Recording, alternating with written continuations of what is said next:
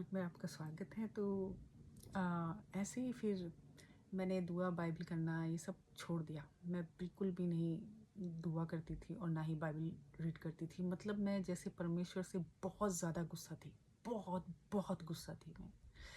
फिर एक बार हम लोग मैं अपनी फ्रेंड्स के साथ हम नदी के किनारे गए। आई मीन नदी में ऐसे ही जैसे बच्चे थे हम खेल रहे थे पानी में, और अचानक मेरा पैर फिसल गया और मैं ना बहने लगी हूँ। बहुत तेज़ नदी थी, उसमें मैं बहने लगी हूँ। अब मैं तेज़-तेज़ बह रही हूँ और आगे काफ़ी खतरनाक सुरंग थी, और वो सुरंग में ना पता नहीं पेड़-वेड़ पता नहीं क्या-क्या गिरे हुए थे, तो वहाँ पर लोग अटक जाते थे और पता नहीं कोई इतनी गहरी थी कि वहाँ पर कोई जाता है तो मर जाता था। तो मैं उस सुरंग की तरफ जाने लगी और बीच-बीच में जो पत्थर आ रहे थे ना, बड़े-बड़े पत्थर होते हैं, बड़े चिकने से, वो उनमें काई जमी होती है। मैं उनको छू रही हूँ और लेकिन मैं उनको पकड़ नहीं पा रही हूँ। एक लास्ट पत्थर था, बस उसके बाद सुरंग ही थी। एक लास्ट पत्थर था और मेरे मुँह से निकला, खुदा बचा ले इस बार।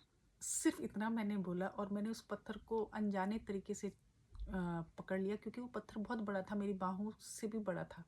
तो उसको मैं इस तरीके से पकड़ नहीं सकती थी, लेकिन मैंने उस पत्थर को जैसे ही टच किया, मेरे हाथ वहाँ पर ऐसे चिपक गए जैसे यू नो फेविकॉल का जो होता है ना, फेविकॉल टाइप का जैसे चिपक गया, और मेरे पैर बह रहे हैं और मेरे हाथ उसमें चिपक गए हैं। मुझे समझ नहीं आ रहा है कि ये क्या करिश्मा हो रहा है।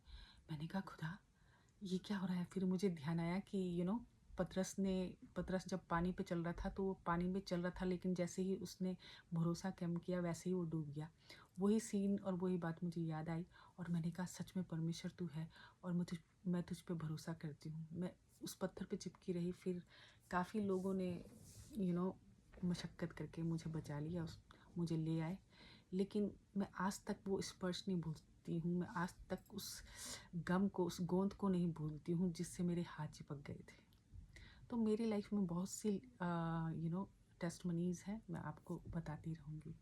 तो वो दिन है और आज का दिन है, मैंने खुदा को कभी नहीं छोड़ा।